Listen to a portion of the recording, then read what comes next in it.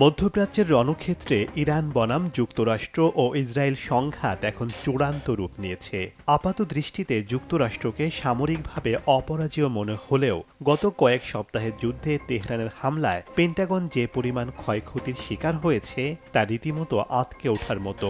এই যুদ্ধে শক্তিশালী যুক্তরাষ্ট্রের অর্থনীতি এবং প্রযুক্তি উভয় জায়গাতেই কঠোর আঘাত হেনেছে ইরান।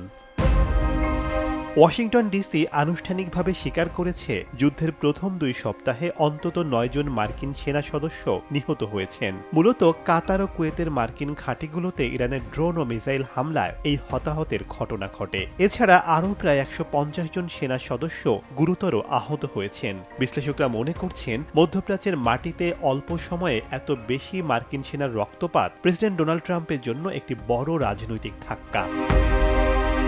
ইরানের নিখুঁত হামলায় কাতারের আল উদেইদ ঘাঁটির $1.1 বিলিয়ন আর্লি ওয়ার্নিং রাডার এবং কুয়েত ঘাঁটিতে $282 মিলিয়ন মূল্যের 3টি F-15E যুদ্ধবিমান ধ্বংস হয়েছে। এছাড়া দুবাইয়ের আল মিনহাদ ঘাঁটিতে $90 মিলিয়ন 3টি MQ-9 Reaper drone, satellite dish farm, signal jamming unit ও প্রচুর জেট ফুয়েল সহ কয়েকশো মিলিয়ন ডলারের যন্ত্রাংশ নষ্ট হয়েছে। অন্যদিকে বাহরাইনে মার্কিন পঞ্চম নৌবহরের সদর দপ্তরে হামলায় গুরুত্বপূর্ণ সামরিক অবকাঠামো ও যোগাযোগ টার্মিনাল ধ্বংসের ফলে প্রায় $200 মিলিয়ন ক্ষতি হয়েছে।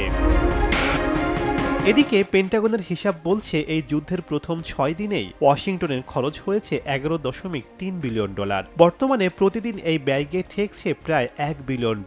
হরমুজ প্রণালী ও লোহিত সাগরে অস্থিরতার কারণে বিশ্ববাজারে তেলের দাম প্রতি ব্যারেল $120 উঠে যাওয়ায় মার্কিন অর্থনীতিতে নতুন করে মূল্যস্ফীতির কালো মেঘ দেখা দিচ্ছে। বিশ্লেষকরা মনে করছেন ইরানের পাল্টা হামলা প্রমাণ করে দিয়েছে যে মধ্যপ্রাচ্যে যুক্তরাষ্ট্রের নিশ্ছিদ্র সুরক্ষা আসলে একটি মিথ মাত্র। শেখ সাদি মার্জান, সময় সংবাদ।